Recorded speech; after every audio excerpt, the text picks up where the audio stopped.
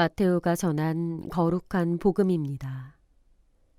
박사들이 돌아간 뒤 꿈에 주님의 천사가 요셉에게 나타나서 말하였다. 일어나 아기와 그 어머니를 데리고 이집트로 피신하여 내가 너에게 일러줄 때까지 거기에 있어라. 헤로데가 아기를 찾아 없애버리려고 한다. 요셉은 일어나 밤에 아기와 그 어머니를 데리고 이집트로 가서 헤로데가 죽을 때까지 거기에 있었다. 주님께서 예언자를 통하여 내가 내 아들을 이집트에서 불러내었다 하신 말씀이 이루어지려고 그리 된 것이다. 그때 헤로데는 박사들에게 속은 것을 알고 크게 화를 내었다. 그리고 사람들을 보내어 박사들에게서 정확히 알아낸 시간을 기준으로 베들레헴과 그 온 일대에 사는 2살 이하의 사내 아이들을 모조리 죽여버렸다. 그리하여 예레미야 예언자를 통하여 하신 말씀이 이루어졌다. 라마에서 소리가 들린다. 울음소리와 애 끓는 통곡소리. 라헬이 자식들을 잃고 운다. 자식들이 없으니 위로도 마다한다. 주님의 말씀입니다.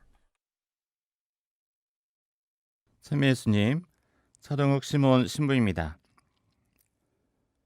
예수님의 성탄 바로 다음 날인 12월 26일 우리는 첫 순교자 스테파노 성인의 축일을 지냈습니다.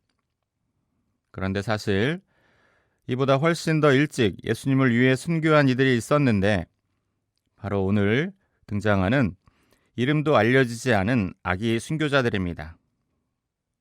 오늘 12월 28일은 바로 그 죄 없는 아기 순교자들 축일입니다. 스테파노가 그리스도교의 첫 순교자였다면 죄 없는 아기 순교자들은 그저 같은 아기 예수님을 위한 첫 순교자들이었던 것입니다. 동방박사들의 방문 이후에 예수님의 탄생을 알게 된 헤로데는 예수님을 한낱 자신의 왕권을 위협할 수 있는 세속의 왕으로 생각하고 예수님을 죽이고자 하였습니다. 예수님의 정확한 위치를 남겨주지 않은 채 동방박사들이 떠나게 되자 베들레헴 일대 2살 이하의 사내 아이들을 모조리 학살하게 됩니다. 왕권의 위협에 대한 헤로데의 두려움이 그의 탐욕과 교만이 베들레헴 주변의 수많은 아기를 학살하게 만들고 그 같은 깊은 죄를 저지르게 하였습니다. 하느님의 아드님이신 예수님은 어떠한 운명에도 그렇게 죽으실 분이 아니었지만 어둠의 세력들은 예수님의 거룩한 성탄을 방해하면서 그렇게 빛의 등장을 가로막고자 했던 것입니다. 결과적으로 천진한 아기들의 고통과 그 부모들의 통곡이 베들레헴에 가득 차게 되었습니다. 죄 없는 아기들의 죽음을 바라보면서 자연스럽게 세상의 모든 죄 없는 이들의 고통이 왜 있어야 하는지 의문을 갖게 됩니다. 여기서 우리는 죄 없는 이들의 고통의 원인을 가지고 고통의 의미를 찾으려 하지 말고 그 고통의 결과를 통해서 고통의 의미를 찾아야 한다는 생각이 듭니다.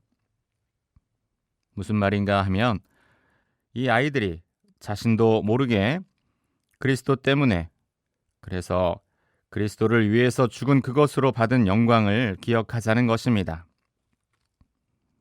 그 아기들은 아직 말을 제대로 못하면서도 예수 그리스도를 생명을 바쳐 고백하였습니다.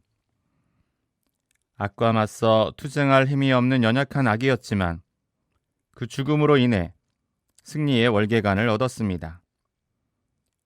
세상에서는 죄 없는 아기들의 이해할 수 없는 죽음이었지만 천상에서는 순교자로서 흠도 티도 없는 천상의 영광된 아기로 다시 태어나게 된 것입니다. 이러한 영광의 결과들을 본다면 그러한 고통이 이해할 수 없는 고통만은 아니라는 것을 우리는 알게 됩니다. 우리가 억울하게 당하고 있다는 생각이 드는 세상의 고통도 그런 의미가 될 수 있습니다. 신앙을 간직하며 살다가 오는 모든 고통, 하느님의 뜻을 따르고 살다가 겪는 모든 고통, 심지어 이유 없는 그 어떤 고통의 때도 그것이 그리스도를 세상에 더 빛나게 하고 그리스도를 위한 순교의 행위일 수 있습니다. 적어도 역시 인간을 위하여 고통스럽게 죽어가신 예수님을 실제적으로 따라 살은 것일 수도 있습니다. 그러니 현실의 어려움과 고통에 낙담하지 말고 늘 주님께 봉헌하며 주님과 함께 걷는 길로서 알아듣는 깨우침을 간직합시다.